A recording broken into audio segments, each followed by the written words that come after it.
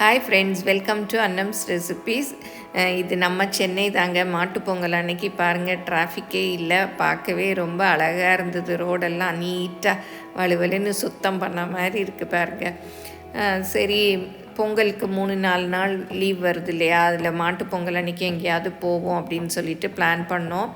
காணும் பொங்கல் அன்றைக்கி வந்து ரொம்ப கூட்டமாக இருக்கும், அதனால் மாட்டு பொங்கல் அன்றைக்கி கொஞ்சம் கம்மியாக இருக்கும் அப்படின்னு சொல்லிட்டு கிளம்பினோம். அது பார்த்தாலே சென்னை ஃபுல்லுமே நாங்கள் போன வழி எல்லாமே டிராஃபிக் ரொம்ப கம்மியாக இருந்தது. இந்த பக்கம் நம்ம திருச்சி அந்த ரோட்டில், பைபாஸ் ரோட்டில் தான் ரொம்ப கூட்டமாக இருக்குதுன்னு நியூஸ்லலாம் பார்த்தோம். அதனால் இந்த பக்கம்தான் போனோம். எங்கே போனோன்னு பார்ப்போம் வாங்க. 2 கோவில்களுக்கு தான் போனோம். அது எந்தெந்த கோயில்னு பார்ப்போம் வாங்க.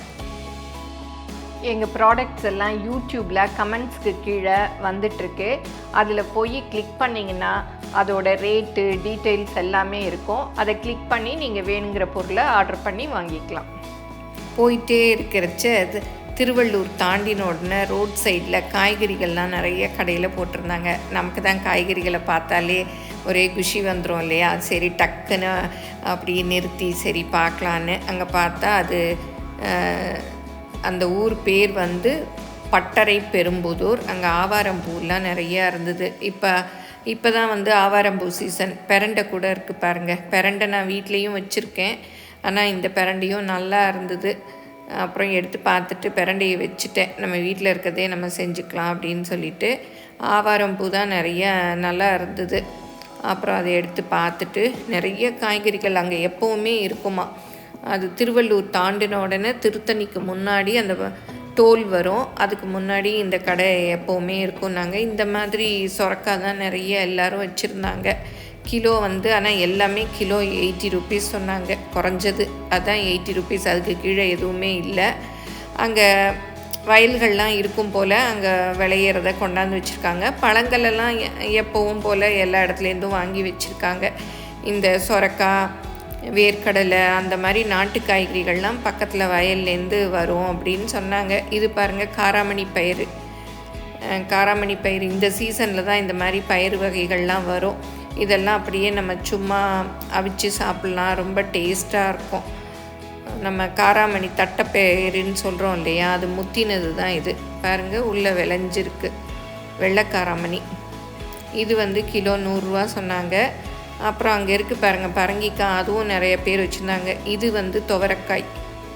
இந்த சீசனில் துவரைக்காயும் நிறையா வரும். நான் கொஞ்ச நாள் முன்னாடி கூட இதை வந்து எப்படி வேக வச்சு சாப்பிட்றதுங்கிற வீடியோ கூட போட்டிருக்கேன். இதில் நிறைய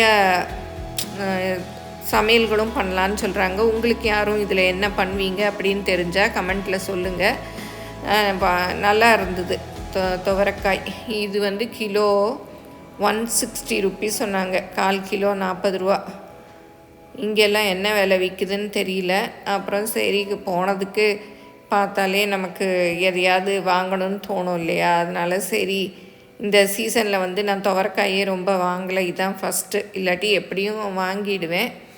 அப்புறம் சரின்னு வாங்கினேன். மற்ற காய்கறிகள் எல்லாம் இருக்குது பாருங்கள். மற்ற காய்கறிகள்லாம் நான் அவ்வளோவா வாங்கலை. கிடைக்காத காய்கறிகள் மாத்திரம்தான் வாங்கினேன். இந்த பரங்கிக்காயிலையும் ஒன்று வாங்கினேன். தோல் தான் ரொம்ப திக்காக இருந்தது. சரி அப்படின்னு சொல்லிட்டு வாங்கினேன். இதுவும் வந்து கிலோ 80 ரூபா சொன்னாங்க.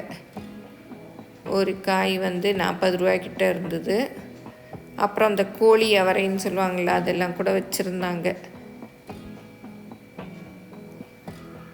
பீர்க்கங்காய், அப்புறம் பாலக்கீரை தான் அப்போ சூப்பராக இருந்தது பாருங்கள். பாலக்கீரை எவ்வளோ பெரிய இலையாக இருந்தது. அப்புறம் அதுவும் கட்டு வந்து 30 ரூபா. ஆரஞ்சு வந்து பரவாயில்லாமல் இருந்தது. சரி, காரில் போகிறோம், கொஞ்சம் வெயிலாக இருந்தது திருத்தணி பக்கம்லாம். அப்போ வந்து சரி சாப்பிட்லான்னு சொல்லிட்டு வாங்கினேன். அது கிலோ 100 ரூபா சொன்னாங்க.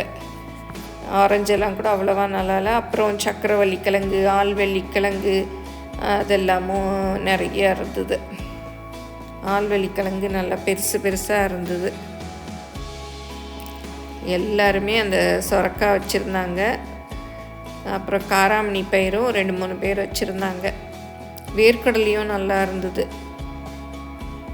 நான் சக்கரவள்ளி கிழங்கும் வாங்கிட்டு வந்தேன். இங்கெல்லாம் சக்கரவள்ளி கிழங்கு வந்து ஒரு மாதிரி ஃப்ரெஷ்ஷாகவே இல்லை, உடஞ்சதாக தான் இருக்குது சென்னையில் எல்லாமே. அதனால தான் சரி இங்கே நல்லா முழுசாக இருந்தது. அப்புறம் அது வாங்கிட்டு பொங்கல் சமயம்தான் நிறைய காய்கறி வாங்கி வீட்டிலே இருந்தது. பட்டு சரி போனதுக்கு வாங்கிட்டு வருவோம் அப்படின்னு சொல்லிட்டு வாங்கினேன். பனங்கிழங்கு எல்லாமே இருந்தது. வேர்க்கடலை கொஞ்சம் நல்லா இனிப்பாகவே இருந்தது. அங்கே வேக வச்சும் வச்சுருந்தாங்க, சும்மாவும் வச்சுருந்தாங்க.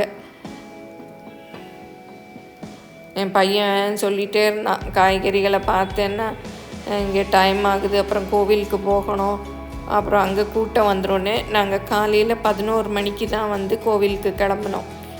வீட்டில் எல்லாம் டிஃபனெல்லாம் சாப்பிட்டு முடிச்சுட்டு லஞ்சும் பேக் பண்ணிக்கிட்டோம். பேக் பண்ணி ஏன்னா திருத்தணியில் கிடைக்குதோ என்னவோ அப்படின்னு சொல்லிட்டு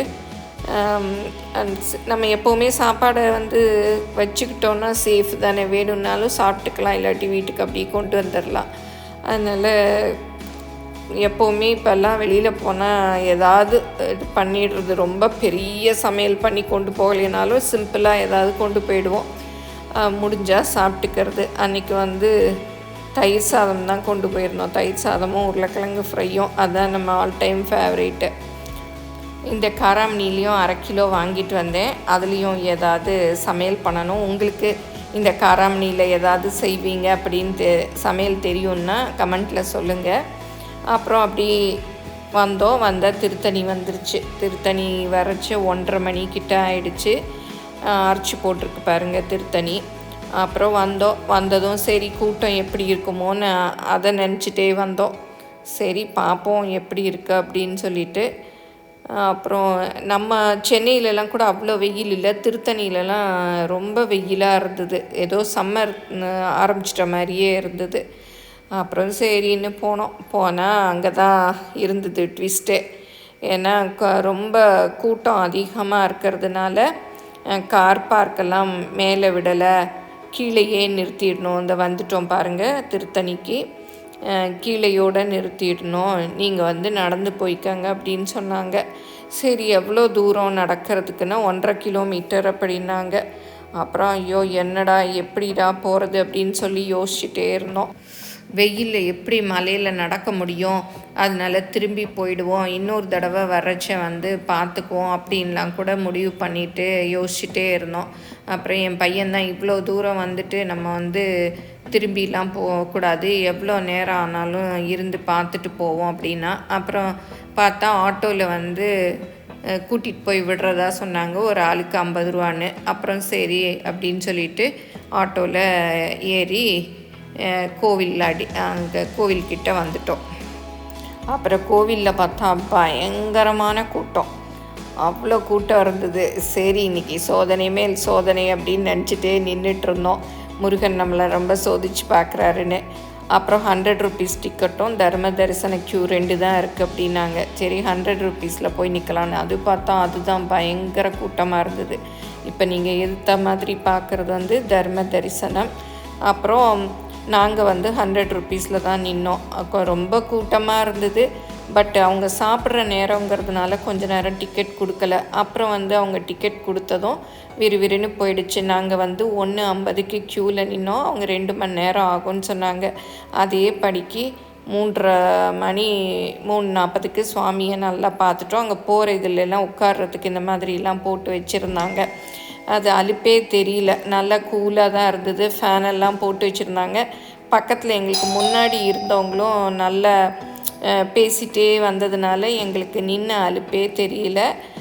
கரெக்டாக 3:30 மணிக்கு சுவாமியை பார்த்து நல்லா கும்பிட்டுட்டோம். அன்றைக்கி வந்து தை செவ்வாய், முதல் செவ்வாய், அப்புறம் சஷ்டி, தை மாதம் அப்படிங்கிறதுனால செவ்வாய்க்கிழமை தை செவ்வாய் வந்து செவ்வாய்க்கிழமையே முருகனுக்கு விசேஷம், அதுவும் தை செவ்வாய் ரொம்ப விசேஷம். அதனால தான் அவ்வளோ கூட்டம் இருந்தது. இவ்வளோ கூட்டத்தில் நின்னதுக்கு நல்ல சுவாமி தரிசனம் கிடச்சிது. நல்லா நின்று நிதானமாக நல்லா கும்பிட்டோம். அப்படியெல்லாம் ஒன்றும் தள்ளியெல்லாம் விடலை மற்ற கோயில்கள் மாதிரி. ஐயர் கூட சொன்னாங்க 2 நாள் முன்னாடியில் ரொம்ப காலியாக இருந்ததுமா, இப்போ தான் 2 நாளாக இவ்வளோ கூட்டம் அப்படின்னாங்க. சரி சாமி இவ்வளோ நேரம் நின்னதுக்கு திருப்தியாக பார்த்தாச்சு அப்படின்னு சொல்லிட்டு பார்த்துட்டு வந்தோம். அது 4 மணி ஆயிடுச்சு. அப்புறம் சரி கீழே போய் அப்புறம் சாப்பிடணும், அதனால் அங்கேயே பிரசாத ஸ்டாலில் புளியோதரை வாங்கி சாப்பிட்டோம். இது வந்து 15 ரூபா தான். அவ்வளோ டேஸ்ட்டாக வேர்க்கடலை முந்திரி பருப்பு எல்லாம் போட்டு ரொம்ப நல்லா இருந்தது. மற்ற பிரசாதங்களும் தேன் குழல், தட்டை, மிளகு தட்டை, லட்டு எல்லாமே ரொம்ப நல்லா இருந்துச்சு. வாங்கி சாப்பிட்டோம். லைட்டாக அப்படி சாப்பிட்டுட்டு அது முடிஞ்சால் தயிர் சாதம், ஏன்னா 4 மணிக்கு மேலே எப்படி சாதம் சாப்பிட்றது அப்படின்னு. அப்புறம் அங்கே பழனி, சித்தநாதன், விபூதி ஸ்டால் எல்லாமே இருந்துச்சு. ஒன்றும் வாங்கலை எதுவுமே, சும்மா அப்புறம் அப்படியே ஆட்டோவில் கீழே வந்து கார் பார்க்குக்கு வந்துட்டோம். நீங்களும் சுவையாக சமைக்கணுமா? எங்கள் மசாலா பொடிகளை யூஸ் பண்ணி பாருங்கள். அதெல்லாம் வாங்கணுன்னா ஸ்க்ரீனில் வர்ற வெப்சைட்டுக்கும் வாட்ஸ்அப் நம்பருக்கும் போய் ஆர்டர் பண்ணிங்கன்னா நீங்கள் வேணுங்கிறத வாங்கிக்கலாம். திருத்தணியில் சாமி கும்பிட்டு அப்படி வந்துட்டே இருந்தோம். போகிறச்சே பார்த்தோம், திருத்தணிக்கு கொஞ்சம் முன்னாடி திருவாலங்காடுன்னு போர்டு போட்டிருந்தது. சரி முடிஞ்சால் வர்றச்சே பார்ப்போம் அப்படின்னு சொல்லிட்டு அப்படி நினச்சிட்டே வந்தோம். அப்புறம் இதிலே ரொம்ப டயர்டானதுனால அடுத்த தடவை பார்ப்போம் அப்படின்னு நான் சொன்னேன். இல்லை, திருவாலங்காடுலாம் அவ்வளோ கூட்டம் இருக்காது அப்படின்னு சொன்னேன். அப்புறம் திருவாலங்காடுக்கும் வந்தோம். பாருங்கள், ரொம்ப நாங்கள் நினச்சி அங்கே அவ்வளோ நேரம் காற்று கிடந்ததுக்கு இந்த கோயில் அவ்வளோ காலியாக நல்லா அமைதியாக நல்லா சாமி கும்பிட்ற மாதிரி நிம்மதியாக சாமி கும்பிட்டோம். இது வந்து 276 தேவார பாடல் பெற்ற ஸ்தலங்கள், சிவஸ்தலங்களில் 15வது ஸ்தலம். அதனால ரொம்ப புகழ் பெற்றது. அப்புறம் நடராஜருடைய ரத்தின சபையும் இதுதான். முதல் சபையான 5 சபை இருக்கு இல்லையா, அதில் வந்து முதல் சபையான ரத்தின சபை வந்து திருவாலங்காடு தான். இங்கே போர்ட்லேயே 5 சபையும் போட்டிருக்கு பாருங்கள். முதல் சபை வந்து திருவாலங்காடு, அப்புறம் மதுரை 1, திருநெல்வேலி 1, குற்றாலம் 1, இன்னொன்று 5வது மறந்துட்டேன்.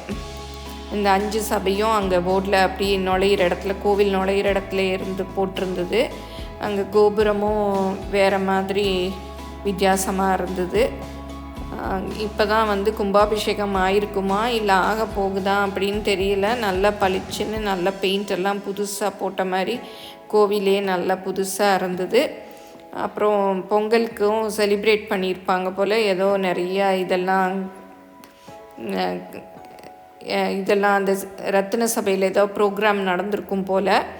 அப்புறம் இப்போ நான் போயிட்டுருக்கிறது வந்து கோயிலுடைய சுற்றுப்புறம். நல்ல பெரிய கோவிலாக இருந்தது.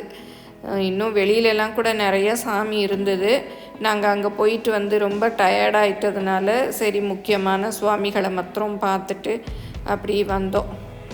இங்கெல்லாம் பாருங்கள் ஏதோ கட்டியிருக்காங்க. இதுதான் வந்து அந்த ரத்தின சபை. இங்கே வந்து டான்ஸ் ப்ரோக்ராம் எல்லாம் நடக்கும் போல். நடந்திருக்குமோ, பொங்கலுக்கெல்லாம் நடந்திருக்குமா என்னன்னு தெரியல. போட்டிருக்கு பாருங்கள், ரத்தன சபாபதீஸ்வரர் ஸ்ரீ அப்படின்னு. அங்கே நடராஜர் இது மாதிரி சிலையும் அங்கே இருந்தது. அப்புறம் எல்லாம் சுற்றிட்டு அங்கே ஸ்தல விருட்சம் பேனியன் ட்ரீ அதுவும் அங்கே இருந்தது பக்கத்தில், இந்த மண்டபத்துக்கு பின்னாடி. இங்கே பாருங்கள், இங்கே தான். அங்கே ஒரு சிவனும் இருந்தது.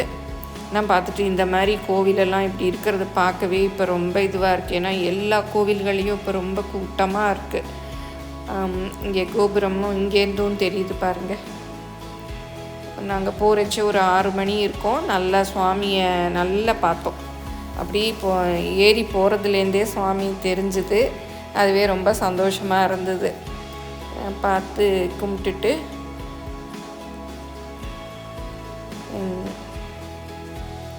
அங்கேருந்து மெயின் கோபுரமும் தெரியுது பாருங்கள் வெளியில்.